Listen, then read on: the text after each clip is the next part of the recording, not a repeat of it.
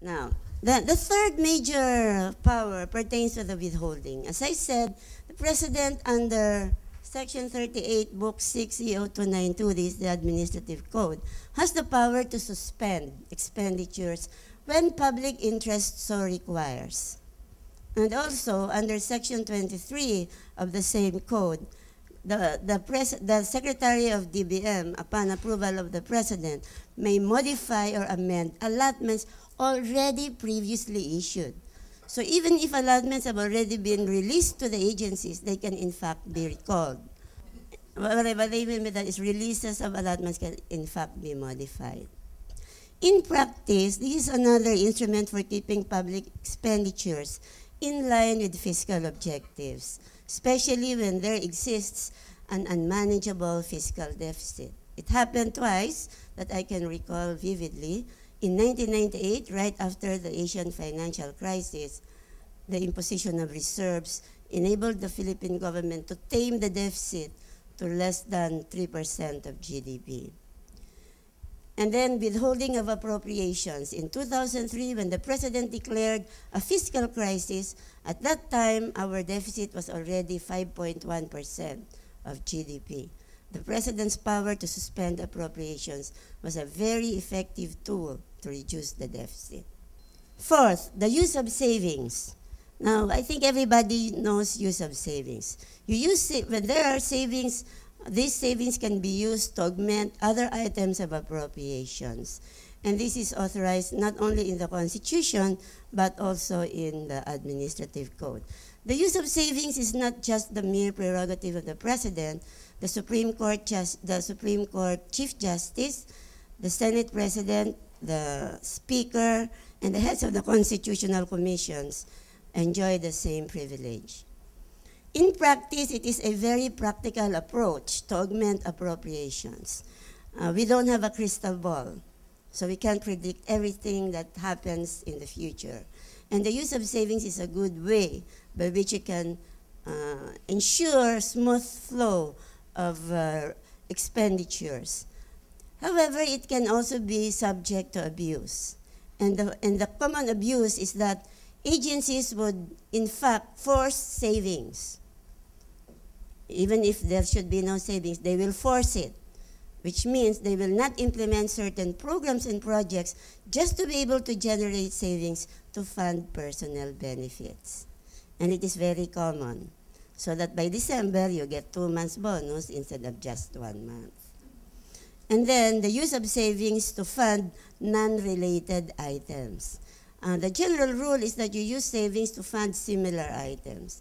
But in some instances, these savings are used to fund other items. Fifth is the approval of the lump sum appropriations. Okay, I think I just enumerated some of the ones that you are already familiar with. The lump sum appropriations are appropriations without specific breakdown or details. The details of these lump sum appropriations are identified in the course of the budget year. So the most famous or infamous is the PDAF, or the Priority Development Assistance Fund.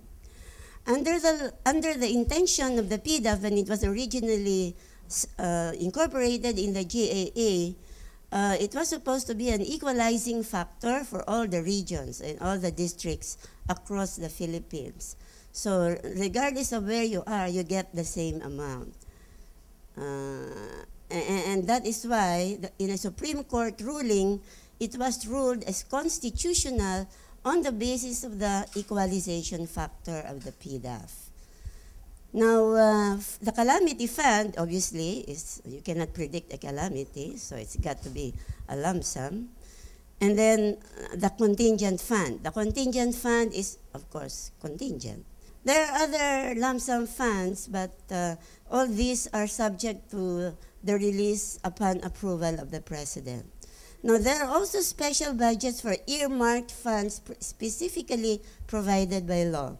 And this includes AFMA, or the Agriculture and Fisheries Modernization Act.